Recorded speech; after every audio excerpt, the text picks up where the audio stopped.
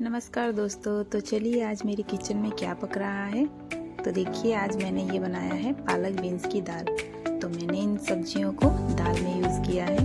तो हमारे घर में जब भी हम दाल बनाते हैं तो इन हरी भरी सब्जियों को हम इस तरह से दाल में डालकर कुछ अलग ही प्रकार का दाल बनाते हैं। तो देखिए सबसे पहले मैंने कुकर लिया और हमने इसमें तेल डाल लिया है। तो हमें इस तेल को थोड़ा गर्म होने देना है। जैसे ही तेल थोड़ा गर्म हो जाता है तो उसके बाद मैं डाल दूंगी इसमें राई जीरा।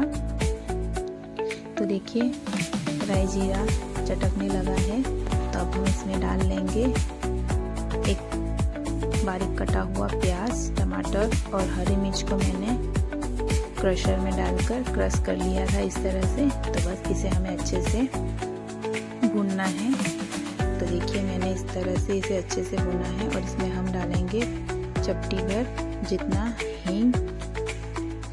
तो देखिए इस तरह से हमें इसे अच्छे से इन मसालों को अच्छे से भुनना है। इस तरह से सीजन में हरी भरी सब्जियों को आप दाल में डालकर बनाइए तो बहुत ही अच्छा लगता है।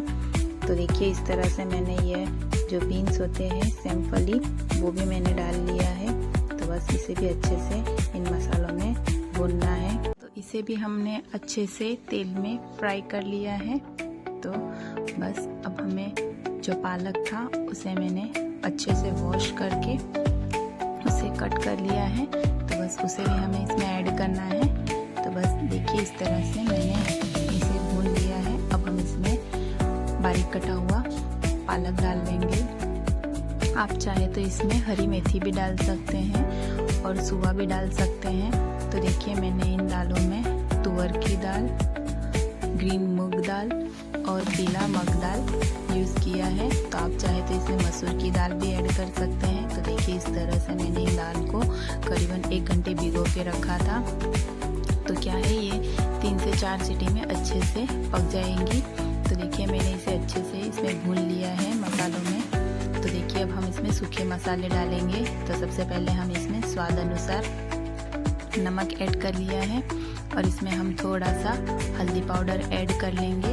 अब हम इसमें डालेंगे थोड़ा सा गरम मसाला और हमने इसमें धनिया पाउडर थोड़ा ज़्यादा डाला है तो 2 चम्मच जितना। और हम इसमें ऐड करेंगे लाल मिर्च पाउडर। तो बस इसे अच्छे से मसालों को इस दाल पालक के साथ मिक्स कर लेना है और अच्छे से इसे भून लेना है। करीबन 2 से 3 मिनट हमने इसे अच्छे से, पानी नहीं डाला है इसमें, हमने इसे अच्छे से भुना है। तो देखिए इस तरह से इसे गैस की फ्लेम हमने स्लो ही रखी है और इसे अच्छे से मसालों को दाल में पकने दिया है। तो देखिए हमारी दाल अच्छे से भुन गई है। तो अब हम इसमें ऐड करेंगे पानी।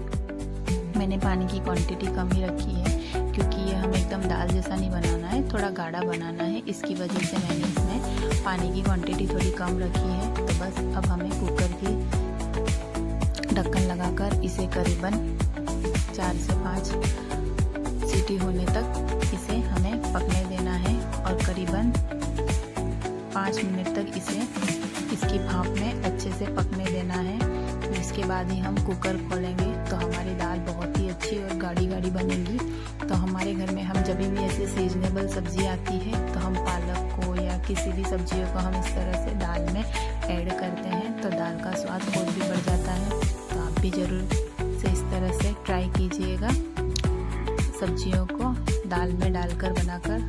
तो दाल का टेस्ट बहुत ही अच्छा लगता है। तो देखिए हमारा कुकर 5 से 6 मिनट के बाद मैंने इसे खोला है।